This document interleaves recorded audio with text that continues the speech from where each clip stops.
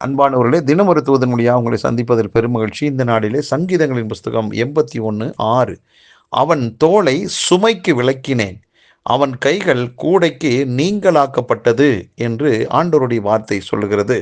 ஆம், இன்றைக்கு இந்த வார்த்தை கேட்டுக்கொண்டிருக்கிற உங்களுக்கு எதுவெல்லாம் சுமையாக இருந்து உங்களால் நடக்க முடியல, உங்களாக வேகமாக செல்ல முடியல, உங்கள் குடும்ப வாழ்க்கையிலையா இருக்கட்டும், அதே போல் நீங்கள் ஏறெடுத்து வைக்கிற எந்த முயற்சிகளையாக இருக்கட்டும், வேகமாக போக முடியல, பிஸ்னஸில் பெருசாக லாபத்தை பார்க்க முடியல, ஊழியத்தில் பெரிய வெற்றியை காண முடியல, இப்படி பல விதங்களில் பொருளாதாரமாக இருக்கட்டும், படிப்பாக இருக்கட்டும், எந்த விஷயத்திலையும் ஒரு வேகமான ஒரு முன்னேற்றம் இல்லை. அதுக்கு காரணம் ஏதோ ஒரு நுகம் உங்களை அழுத்தி கொண்டிருக்கிறதுனால உங்களால் வேகமாக நீங்கள் நினைக்கிறபடி போக முடியல.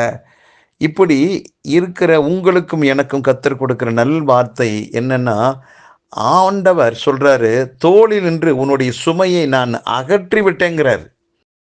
அதே போல உன் கைகள் கூடையில் நின்று விடுதலை பெற்று விட்டன அப்படிங்கிறார். ஆகவே இந்த திட்டமும் தெளிவான வார்த்தையை நாம் விசுவாசிப்போமே. நாம் விசுவாசித்தால்தான் அந்த விடுதலையின் அனுபவத்துக்குள்ளாக வர முடியும். அப்போ காலகாலமாக என் வாழ்விலே நான் நிமிர முடியாதபடி என்னை அழுத்தி கொண்டிருந்த அது எந்த பாரமான சுமையாக இருந்தாலும் அந்த சுமை உங்களை விட்டு நீங்கி விட்டது. அது மனுஷனாக கூட இருக்கலாம், அல்லது வேறு ஏதாவது ஒரு சக்தியாக இருக்கலாம். அது எந்த சக்தியாக இருந்தாலும் இன்றைக்கு ஆண்டவருடைய வார்த்தை வந்துருச்சு, தோளில் நின்று சுமக்க முடியாம திணறினீங்கல்ல, அந்த தோளிலிருந்து அந்த சுமையை கர்த்தர் விலக்கி விட்டார். ஆகவே நீங்கள் விடுதலை அடைந்து விட்டீர்கள். ஆண்டவர் எனக்கு இன்றைக்கு விடுதலை கொடுத்துட்டார் என்ற விசுவாசத்தோடு சுமையற்ற வாழ்வை நீங்கள் விசுவாச நடை நடந்து பாருங்கள். நீங்கள் வெற்றி அடைந்து விட்டதாக உள் மனதுக்குள்ள அதை ஏற்றுக்கொண்டு அறிக்கை செய்யுங்கள். சூழ்நிலைகளை பார்க்காதீங்க. சூழ்நிலை உங்களை பயமுறுத்தி கொண்டு தான் இருக்கும். கர்த்தருடைய வார்த்தை தான் தைரியத்தை உண்டாக்கும். அந்த வார்த்தை தான் சொல்லுது, நீங்கள் விடுதலை ஆயிட்டீங்க, கூடையிலேருந்து கர்த்தர் உங்கள் கையை எடுத்துட்டாரு, நீங்கள் முற்றிலுமாக ஜெயம் அடைஞ்சிட்டீங்க என்றதான இந்த சந்தோஷமான வார்த்தையை ஏற்றுக்கொண்டு ஆண்டவருக்கு நன்றி சொல்லுங்கள். நீங்கள் விடுதலையான வாழ்வை அனுபவிக்க முடியும். வெற்றியோடு நீங்கள் வாழ முடியும். ஜெபிக்கிற நல்ல பிதாவே, எங்கள் வாழ்விலே இருந்த அந்த நுகத்தை ஆண்டவரே நீர் எடுத்து விட்டீரப்பா.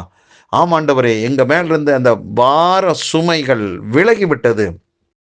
எங்களை முற்றிலும் விடுதலையாக்கி மகிழ்ச்சிக்குள்ளாக சந்தோஷமாக நடக்க கர்த்தர் உதவி செய்து விட்டு நன்றி செலுத்துகிறோம். இதை கேட்டுக்கொண்டிருக்கிற ஒவ்வொருடைய வாழ்விலும் ஆண்டவரே லகுவான மகிழ்ச்சியான சந்தோஷமான ஒரு வாழ்வை அனுபவிப்பார்களாக.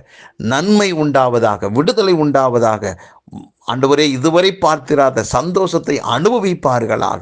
கர்த்தர் எங்கள் வேண்டுதலை கேட்டு நன்றி. இயேசு கிறிஸ்து நாமத்தை ஜெபிக்கிறேன் நல்ல பிதாவே, ஆமேன். நீங்கள் முற்றிலும் விடுதலை ஆயிட்டீங்க. நீங்கள் முற்றிலும் ஜெயமுள்ளவர்கள். மகிழ்ச்சியாக வாழுங்கள். நன்றி.